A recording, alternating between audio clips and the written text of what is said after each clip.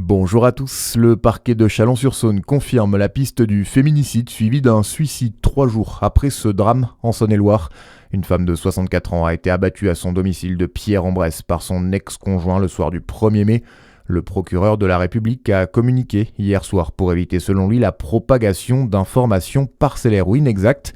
On en sait plus sur le déroulé des faits, Clémence Lebary. Oui, Pascal Guyot a pénétré par effraction chez Sylvie Godard vendredi dernier entre 19h et 19h30 armé d'un fusil et alcoolisé. Une violente dispute éclate alors dans le salon sous les yeux du fils de la victime. Âgé de 20 ans, il a vu l'ex-compagnon de sa mère tirer sur elle au niveau du visage. Il s'est alors saisi d'une arme de type airsoft dans sa chambre et a tiré à plusieurs reprises sur le suspect qui menaçait, je cite, de lui régler son compte également. Le jeune a finalement trouvé refuge chez ses voisins. Arrivé sur les lieux, les gendarmes ont retrouvé l'homme sans vie sur le canapé du salon, le fusil entre les jambes. Il a retourné l'arme contre lui.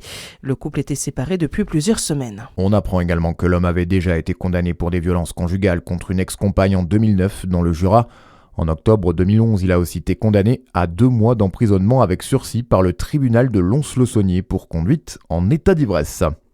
Dans l'actualité également, les cours reprennent ce matin au collège Voltaire de Besançon. Les enseignants ont exercé leur droit de retrait hier après l'incendie qui a visé la voiture de l'une des surveillantes de l'établissement. Une enquête pour incendie volontaire a été ouverte. Elle devra déterminer si l'assistante d'éducation a été visée dans le cadre de son travail. À l'étranger, la trêve plus que jamais remise en question entre les États-Unis et l'Iran. De nombreux accrochages ont en effet opposé les deux pays hier dans le détroit d'Ormuz. L'armée américaine annonce avoir détruit 6 bateaux iraniens, rien que ce lundi. Des affirmations démenties par Téhéran. L'Iran qui a également repris ses tirs contre les Émirats arabes unis, des frappes jugées inacceptables sur X par Emmanuel Macron. Rakuten, dans la tourmente en France, le site de vente en ligne a présenté un projet de cession ou d'arrêt de son activité de marketplace en raison d'une baisse d'activité. La direction cherche en priorité un repreneur en France mais envisage sa fermeture en cas d'échec. La branche française du groupe japonais emploie 180 salariés. Le départ sera donné dans 5 mois, mais on sait déjà que l'affluence sera au rendez-vous. La moitié des dossards ont déjà trouvé preneur pour la 7e édition du Marathon des Grands Crus en Côte d'Or.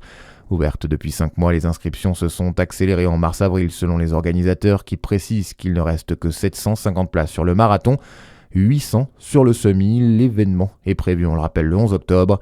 L'an dernier, il avait attiré 7000 coureurs.